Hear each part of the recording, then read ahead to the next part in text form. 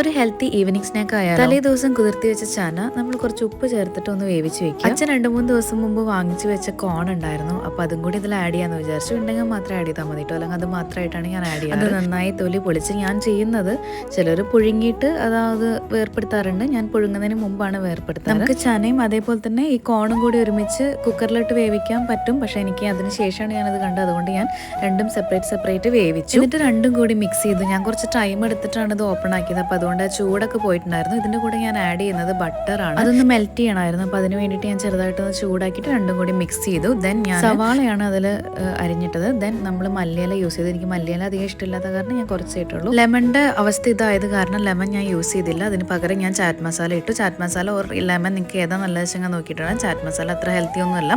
So ഇതാണ് നമ്മുടെ final ആയിട്ടുള്ള ഒരു സംഭവം വരുന്നത്. വെരി ടേസ്റ്റിയാണ്, നല്ല ഹെൽത്തി ആയിട്ടുള്ള ഒരു സ്നാക്കാണ്. നിങ്ങളെല്ലാവരും ഒന്ന് ട്രൈ ചെയ്ത് നോക്കൂ, ഇഷ്ടപ്പെടും.